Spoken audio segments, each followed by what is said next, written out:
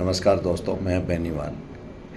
आज बात करते हैं बंगाल पे, क्योंकि चुनाव आने वाले हैं तो क्यों नहीं मैं इस पे बात करें कुछ। मैंने बंगाल में अपनी सर्विस के दौरान 2 बार 4-4 साल गुजारे हैं, मतलब टोटल 8 साल की सर्विस मैंने वहाँ की है। तो काफ़ी कुछ मुझे ज़मीनी हकीकत के बारे में थोड़ी बहुत जानकारी है, लेकिन मैं आज उस पर बात नहीं करूँगा।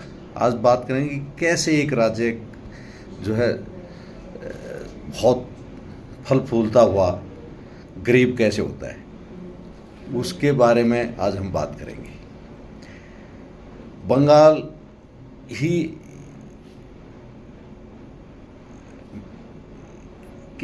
वहाँ की संस्कृति ही खुद वहाँ अपने लिए एक जंजाल बन गई। बात 1977 की है, जब कोलकाता एशिया का लंदन 77 तक कोलकाता को एशिया का लंदन माना जाता था। दुनिया भर की फैक्ट्रियां थी, सब कुछ वहाँ था। टाटा, फिलिप्स ग्रुप पे, जेके ग्रुप पे, कौन सा इंडस्ट्री वहाँ नहीं थी, सब थी। दिल्ली मुंबई का कहीं कोई स्थान नहीं था। लेकिन धीरे धीरे 1947 से 77 के बीच ये स्थिति थी। और जैसे 1977 में कांग्रेस की सरकार गई और कम्युनिस्ट आए, उसके बाद जो फैक्ट्रियों के कर्मचारी थे, एम्प्लॉय थे, उनको इनने भड़काना शुरू करा। रोज़ हड़ताल शुरू की। और बिरला को तो नंगे पैर कम्युनिस्टों ने नंगा करके रोड पे दौड़ाया। और हालात ये हो गया कि एक करके सारी इंडस्ट्री शिफ्ट हो गई। इसका फ़ायदा सबसे ज़्यादा उठाया महाराष्ट्र ने। सारी फैक्ट्रियाँ, इंडस्ट्री धीरे धीरे, क्योंकि वो भी एक पोर्ट सिटी है, ये भी कलकत्ता भी पोर्ट सिटी है, सारी आपकी इंडस्ट्री शिफ्ट होने शुरू हो गई महाराष्ट्र में और कुछ गुजरात में।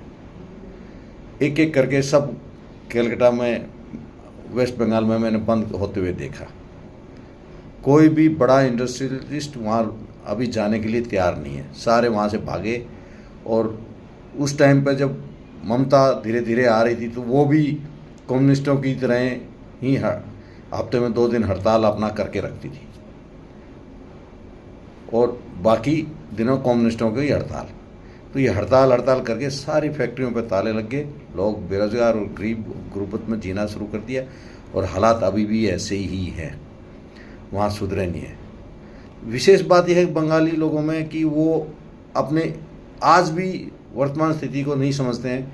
वो आज भी अपने पुराने इतिहास को याद करके खुश हो लेते हैं। लेकिन आज प्रेजेंट स्थिति ऐसी है कि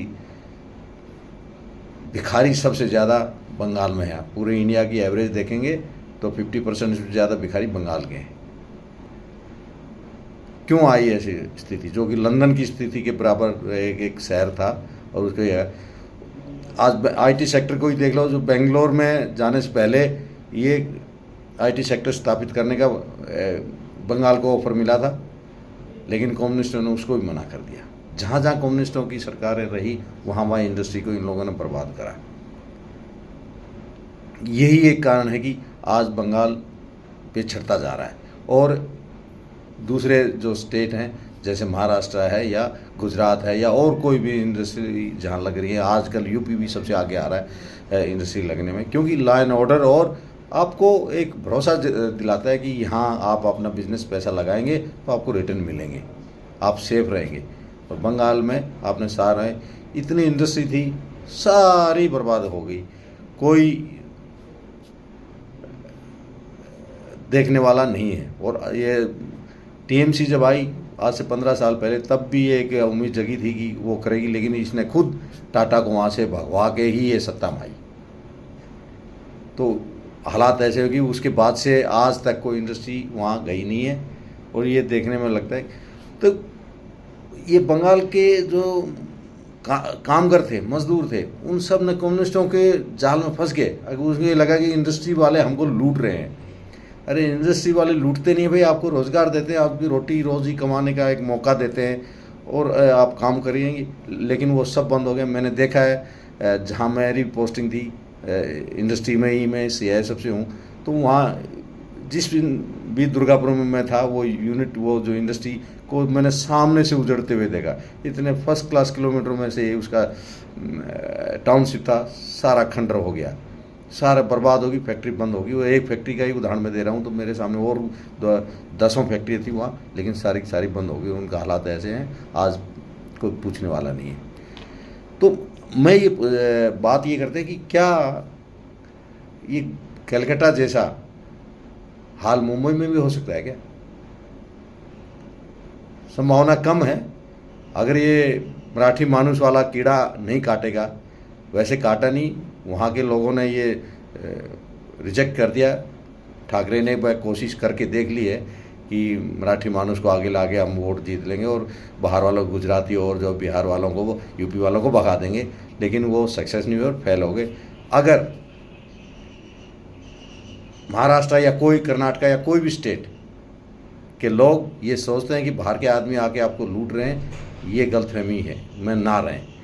इंडस्ट्री किसी को लूटती नहीं है, इंडस्ट्री आपको रोज़गार देती है, काम करने का मौका देती है। जिनको काम करना है वो करते भी हैं और वह अपना जीवन यापन करने में बहुत जीवन यापन करने को मौका मिलता है और अपने जीवन स्तर को सुधारने का मौका मिलता है।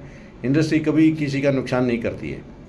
लेकिन बहुत से आदमी अभी भी चिल्लाते हैं अडानी अंबानी और ये सब। अरे अडानी अंबानी कितने आदमियों को रोज़गार दिया है मालूम है आपको? सरकार कितना, सेंट्रल गवर्नमेंट के कितने 60 लाख से मैक्सिमम 60 लाख एम्प्लॉई हैं, स्टेट गवर्नमेंट के कितने होंगे? बाकी 140 करोड़ की जनता को कौन काम देगा अगर इनको ही इनके दरवाजे बंद कर देंगे?